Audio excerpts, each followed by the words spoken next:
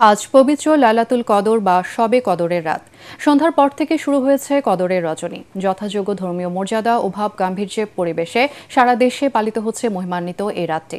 মহান আল্লাহ তাআলা লাইলাতুল কদরের রাতকে অনন্য মর্যাদা দিয়েছেন। হাজার মাসের ইবাদতের চেয়েও এই রাতের ইবাদত শ্রেষ্ঠ। এই রাতে আল্লাহর অশেষ রহমত ও নিয়ামত বর্ষিত হয় বান্দার উপর। ধর্মপ্রাণ মুসলমানরা আল্লাহর নৈকট্য এবং রহমত লাভের আশায় নফল ইবাদত, কোরআন তেলাওয়াত, জিকির আজকারে মশগুল রয়েছেন।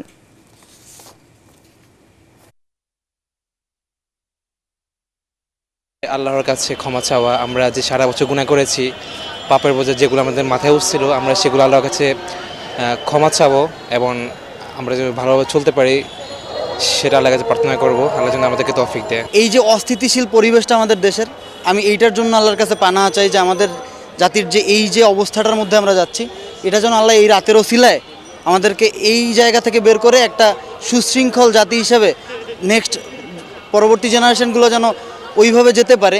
এই অস্থিতিশীলতার মধ্যে যেন আমাদের পরবর্তী দিনগুলো না কাটাইতে হয়, এই রাতের ওসিলা আসলে আমি এইটাই আল্লাহর কাছে চাই। দর্শক, এই মুহূর্তে জাতীয় মসজিদ বায়তুল মোকাররমে আছেন আমাদের সহকর্মী মিজান শাহজাহান। কথা বলছি তার সাথে। মিজান, মুসল্লিদের ইবাদত সম্পর্কে জানাবেন। তনুজা, আপনাকে ধন্যবাদ।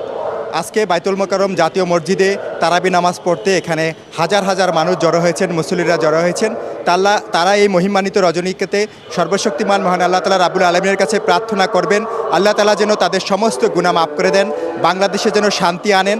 আমরা কয়েকজন মুসল্লির সঙ্গে কথা বলেছি, তারা বলছেন যে তারা দেশের শান্তির পাশাপাশি মুসলিম উম্মাহ যেন শান্তিতে থাকতে পারে। বিশেষ করে ইসরায়েলি বাহিনী গাজায় যে হামলা চালাচ্ছে সেই নৃশংসতা যেন বন্ধ হয়, সেজন্য প্রার্থনা করা হবে। তনুজা, আপনাকে একটা বিষয় জানিয়ে রাখি যে আমি যখন আপনার সঙ্গে কথা বলছি তখন বায়তুল মোকাররম মসজিদে তারাবি নামাজ শেষে মুনাজাত চলছে। এই মুনাজাতের পরেই মূলত নফল ইবাদত শুরু হবে এবং ফজরের নামাজের আগ পর্যন্ত সাহরির পরেও এই ইবাদত বন্দেগী অব্যাহত থাকবে। তনুজা, এখানে আরেকটি বিষয় হলো যে 30 সেকেন্ড আগে কোরআনের একটি খতম হয়ে গেল এবং এটি শুধুমাত্র যে বায়তুল মোকাররম মসজিদে হয়েছে তা নয়, প্রথম রমজানে শুরু হওয়া তারাবি নামাজ আজকে 30 পারা কোরআনের মধ্য দিয়ে খতম হলো। পৃথিবীর সর্বশ্রেষ্ঠ ধর্মগ্রন্থ, সর্বকালের সকল মানুষের জন্য যে গ্রন্থ সর্বশক্তিমান মহান আল্লাহ তাআলা রাব্বুল আলামিন এরকম একটি মহিমান্বিত রজনীতে নাজিল করেছেন, সেই কোরআনটি পুরো খতম করা হলো এই আজকের তারাবির মধ্য দিয়ে। এর মধ্য দিয়ে আজকে এখানে খতিব সাহেব মুনাজাত পরিচালনা করছেন। তিনি আল্লাহর কাছে প্রার্থনা করছেন যে আল্লাহ, তুমি সমস্ত গুনাহ মাফ করে দাও, তুমি আমাদেরকে ভালো মানুষ হিসাবে কবুল করে নাও।